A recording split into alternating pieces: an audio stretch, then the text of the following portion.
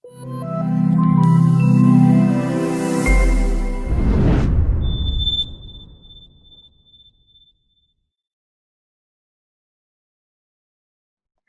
di sesi pertama ini kita akan membahas tentang background of research dulu yang pertama, yaitu choosing topic and background, bagaimana memilih topik dan latar belakang.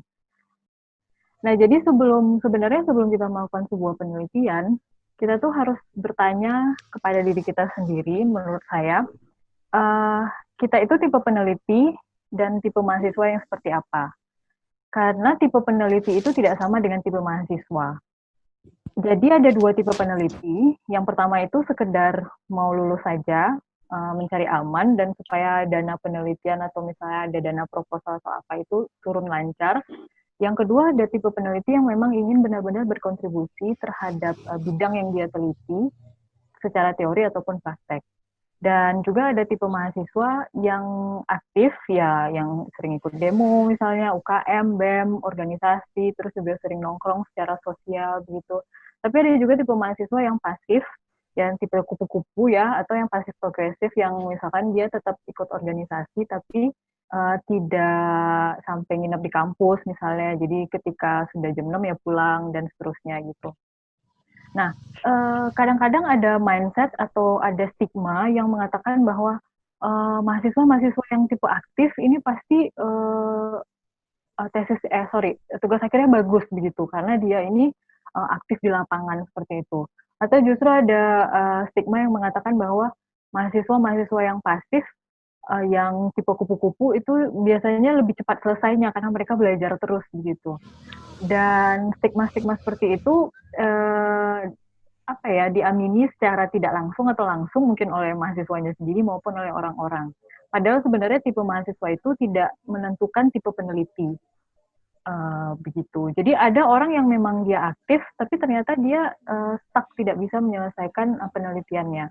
Tapi ada juga mahasiswa yang dia itu pasif, kuliah pulang, tidak aktif berorganisasi, tapi dia juga bingung menyelesaikan penelitiannya seperti apa.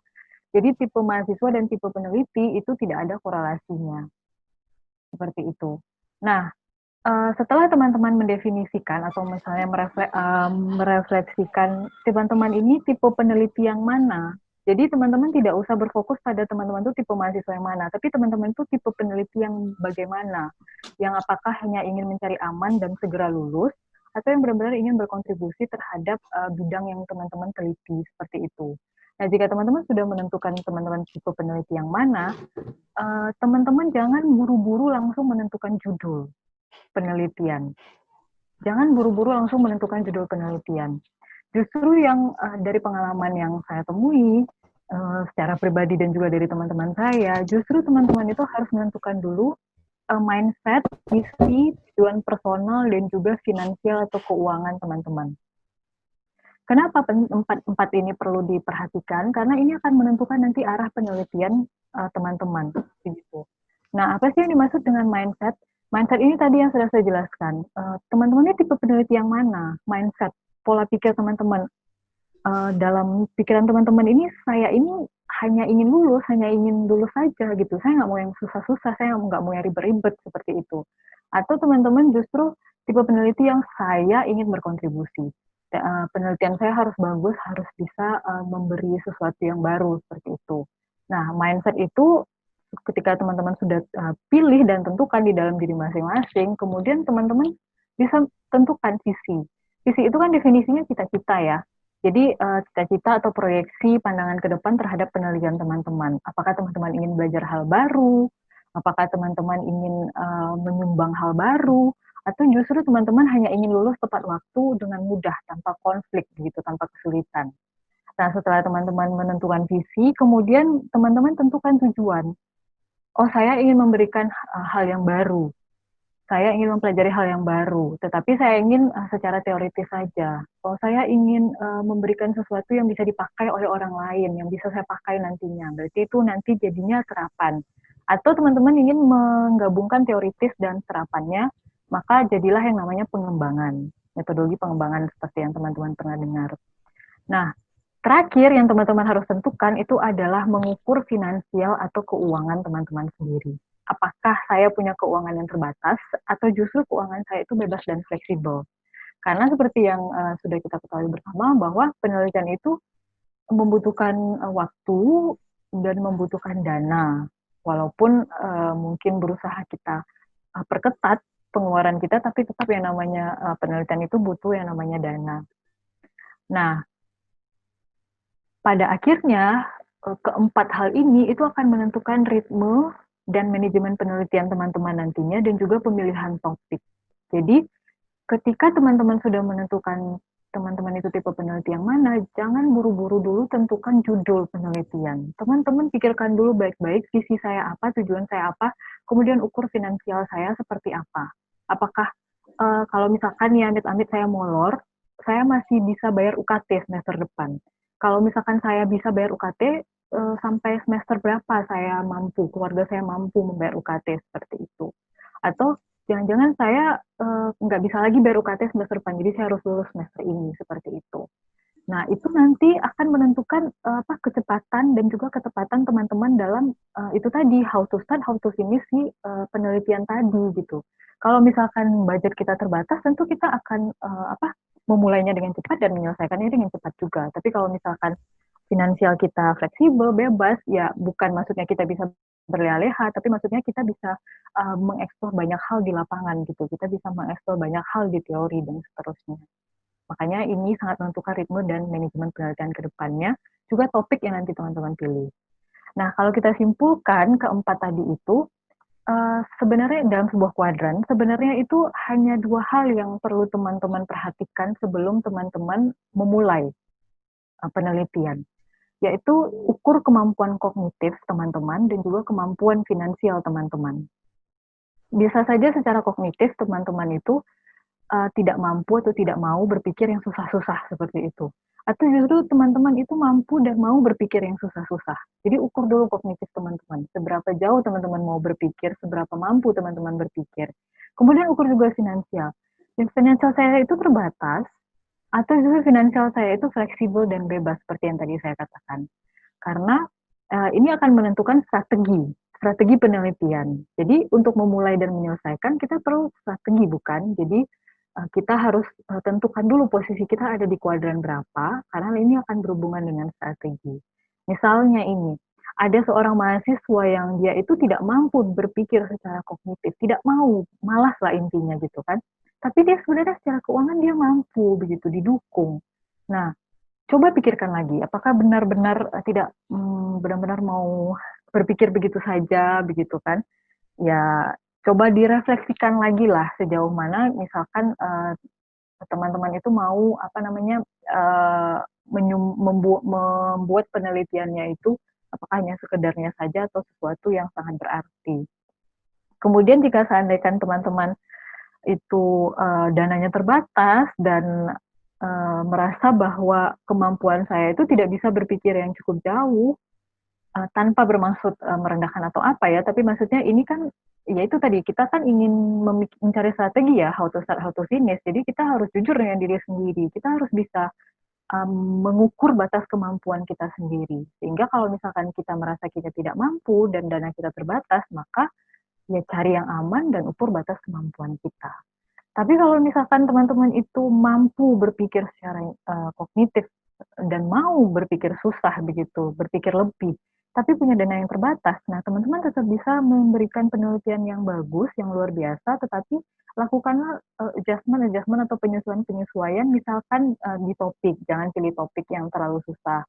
Mungkin teman-teman ingin memilih topik yang unik, tapi keunikannya itu mungkin derajatnya diturunkan sedikit seperti itu. Nah, diukur begitu.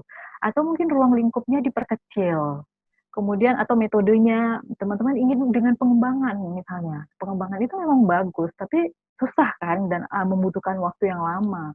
Kalau misalkan dananya terbatas, nah mungkin diturunkan sedikit kadar pengembangannya seperti itu.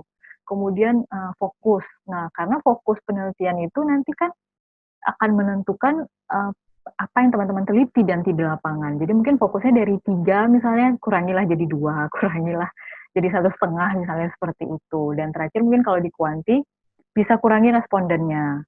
Kalau misalkan teman-teman inginnya harusnya ini kalau satu kabupaten ini sangat bagus, datanya jadi lebih valid begitu. Tapi karena kemampuan kita terbatas secara finansial, ya mungkin jangan satu kabupaten, satu kota saja, misalnya tuh misalnya 2 kota seperti itu. Nah, yang terakhir ini adalah untuk teman-teman yang mampu secara kognitif dan mampu secara finansial ya. Berarti teman-teman bisa bebas berkreasi dan bisa memaksimalkan sumber daya yang teman-teman punya. Begitu. Nah, ketika teman-teman sudah berpikir dan menentukan di mana teman-teman berada di kuadran berapa dan strategi yang teman-teman pilih seperti apa, barulah kita bisa masuk ke choosing topik dan background kita. Nah, ini juga yang sering saya temukan, baik di S1, S2, atau S3 bahkan, topik dan judul. Nah, topik dan judul ini itu sering apa ya, sering disalah konsepsikan dan sering dianggap sama, padahal sebenarnya sangat berbeda. Berdasarkan pengalaman saya, eh, mahasiswa lebih cenderung berpikir ke judul, mencari judul. Padahal harusnya yang dilakukan pertama itu adalah mencari topik. Topik tidak sama dengan judul. Topik ini bersifat umum, sementara judul itu bersifat khusus atau spesifik. Contohnya, uh, topik umum itu manajemen sumber daya manusia dalam pendidikan. Ya, secara umum saya ingin meneliti tentang manajemen sumber daya manusia dalam dunia pendidikan. Nah, itu kan sangat luas. Nah, ketika saya kerucutkan manajemen sumber daya apa yang mau saya teliti dalam pendidikan, pendidikan di mana yang mau saya teliti, itu baru namanya menjadi judul. Contohnya, ya, saya ingin meneliti nanti pengaruh manajemen sumber daya manusia terhadap kinerja guru di SD berapa gitu misalnya. Atau misalnya teman-teman ingin mengembangkan media pembelajaran matematika. Nah, pengembangan media pembelajaran matematika untuk siswa kelas 10 dengan menggunakan aplikasi bla bla bla itu adalah judul. Tapi jangan terjebak memilih judul terlebih dahulu. Tentukan topik. Topik ini umum. Jadi topik itu adalah inti dan dasar. Teman-teman tuh ingin meneliti apa, di bagian apa. Kenapa penentuan topik ini penting? Karena saya sering melihat dan menemukan, baik di level manapun, bahwa ketika orang berfokus dalam mencari judul, sudah mengarang judul yang begitu indah misalnya, di kuanti misalnya, sudah banyak variabel dijelaskan di judulnya. Lalu ketika dia datang kepada pembimbingnya, kemudian pembimbingnya menolak judulnya itu, menyuruh revisi atau mempertanyakan judulnya itu, dia menjadi bingung. Akhirnya dia ribet sendiri, ruwet sendiri, rumit sendiri mengotak-atik judulnya gitu. Padahal dan itu memusingkan dia sendiri dan dia bertanya kepada orang lain dan orang lain juga tentu bingung kan, begitu. Jadi dia riwah dengan dirinya sendiri dan dia meriwahkan orang lain. Tapi ketika kita sudah menentukan topik inti, core yang mau kita teliti, maka ketika misalkan judul kita itu dipertanyakan, disuruh revisi, ditolak atau apa, kita bisa berargumen. Atau misalnya kita disuruh revisi, kita disuruh ganti, eh, kita kembali lagi. Misalkan ini pengaruh manajemen sumber daya manusia terhadap kinerja guru. Misalkan pembimbingnya mengatakan janganlah kinerja guru gitu, ganti yang lain seperti itu. Nah, teman-teman balik lagi, tadi kan saya benar-benar sangat ingin meneliti tentang manajemen sumber daya manusia. Jadi kalau bisa manajemen sumber daya manusianya jangan diganti, misalnya seperti itu. Jadi ketika misalkan topik itu sudah teman-teman tentukan, sudah teman-teman pegang, maka mau judulnya itu ditolak 1000 kali, kalau misalnya teman-teman tetap berpegang teguh pada topik yang ingin teman-teman teliti, maka judul itu akan dengan mudah teman-teman temukan sendiri nantinya seperti itu. Jadi jangan terjebak pada apa namanya stereotip yang selama ini sering terjadi ya, bahwa kadang memang kita dalam bahasa sehari-hari kita sering menggunakan bahasa judul kamu apa seperti itu kan, atau misalnya dosen juga bertanya judulmu apa seperti itu. Ya teman-teman boleh saja menjawab judulnya apa, tapi dalam diri teman-teman harus punya pegangan yang teguh bahwa topik saya tuh ini. Judul itu hanyalah ya judul gitu loh. Judul itu hanyalah sesuatu yang nanti akan ditempelkan di tesis dan menentukan arah penelitian saya, tapi inti utamanya kita bergerak dari topik. Topik itu adalah tiang. Jadi urutannya sebenarnya dan seharusnya itu adalah topik dulu, baru judul, baru kita tentukan fokus atau tujuan kita, tujuan penelitian itu.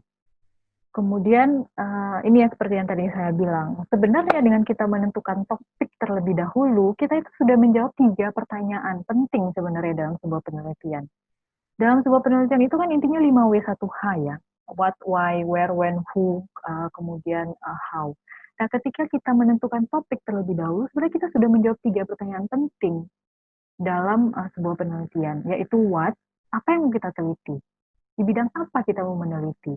Bidang ini maksudnya bukan kayak di bidang teknik atau pendidikan ya, karena itu kan umum. Tapi maksudnya misalnya di bidang teknik, teknik itu kan banyak, teknik sipil misalnya, ada mungkin teknik bangunan, mungkin ada apa struktur bangunan lah, apalah dan segala macam. Nah jadi maksudnya ketika kita menentukan topik yang mau kita teliti, saya itu ingin meneliti struktur bangunan misalnya, maka kita akan dengan mudah nanti mencari uh, lebih rinci apa yang mau kita teliti. Jadi dengan menentukan topik, kita sudah menentukan what, kita sudah menjawab pertanyaan why, yang nantinya itu berguna untuk di latar belakang penelitian dan juga fokus. Jika teman-teman misalnya memilih, saya ingin meneliti tentang struktur bangunan, teman-teman pasti menanyakan dalam diri sendiri kan, kenapa saya tertarik meneliti struktur bangunan ya, seperti itu. Oh, karena misalkan di Indonesia sering terjadi gempa, jadi struktur bangunannya itu harus kuat. Bagaimana menemukan struktur bangunan yang kuat untuk berbagai kondisi di Indonesia seperti itu. Nah, itu kan sebenarnya sudah menjawab why, kenapa? Kenapa saya ingin meneliti. Jadi nanti mudah menuangkan di latar belakang. Kemudian ketika kita sudah memilih seperti yang tadi saya katakan, ingin meneliti struktur bangunan yang tahan gempa, tahan banjir, tahan cuaca. Berarti kan nanti sudah mengerucut ke fokus nantinya. Kita sudah tahu inti-inti yang mau kita teliti itu apa. Dan pada akhirnya kita sudah menentukan how, bagaimana nanti kita akan memilih. Jadi ketika kita menentukan topik, kita kan sudah punya gambaran umum, apa yang mau saya teliti, kenapa saya mau meneliti itu, kemudian nanti kira-kira kalau saya teliti itu, saya bagusnya pakai apa ya gitu, pakai kuantika, kualika, campuran atau apa. Jadi sudah punya gambaran. Nah, barulah ketika ya dari topik umum itu kita kerucutkan ke judul. Nah, di judul itu kan harus spesifik kan. Nah, harus ada seperti tadi pengaruh kinerja, pengaruh manajemen sumber daya manusia terhadap kinerja guru di SDN bla bla bla. Nah, di situ di judul ketika penentuan judul kita sudah menentukan where, lokasi penelitian, when, kapan mau dimulai, rencana kerjanya nanti secara umum, kemudian who, yaitu subjek penelitian, entah itu respondennya, entah itu informannya. Jadi ini sudah kita cicil di awal-awal sebelum kita membuat proposal gitu. Dan terakhir dari topik judul ini dari 5W1H ini kita bisa menentukan fokus atau tujuan kita. Tidak usah bagus-bagus seperti di proposal, tapi secara umum kita sudah menentukan poin-poin inti yang mau kita teliti atau kita kembangkan seperti itu. Nah, mungkin ini sering teman-teman dengar juga ya bagaimana memilih topik itu yang penting adalah unik, bermanfaat, dan terbaru. Seperti itu. Saya tidak akan terlalu banyak karena saya rasa teman-teman juga sudah ahli dalam memilih topik seperti itu. Nah, pada akhirnya ketiga rumusan tadi, topik, judul, dan fokus itu akan menentukan, membantu teman-teman untuk mengarahkan kepada teori apa yang harus saya cari. Karena ketika kita membuat latar belakang pun kita butuh teori kan, walaupun hanya sedikit saja. Jadi dengan memilih topik, judul, dan fokus terlebih dahulu, walaupun secara garis besar, itu sebenarnya sudah mengarahkan kita ke teori apa yang mau kita cari, gambaran teori apa yang kita perlukan. Jadi ketika kita sudah menentukan topik, judul, dan fokus, jangan buru-buru membuat proposal. Jangan langsung ingin berlari ke komputer kita lalu membuat tulisan gitu. Jadi setelah 3 ini tentukan dulu teorinya. Rancang dulu teorinya kira-kira apa, seperti itu. Nah, contohnya ini ya. Saya ambil tadi mahasiswanya misalkan ingin meneliti di bidang manajemen sumber daya manusia dalam pendidikan. Judulnya adalah pengaruh manajemen sumber daya manusia terhadap kinerja guru di mana gitu.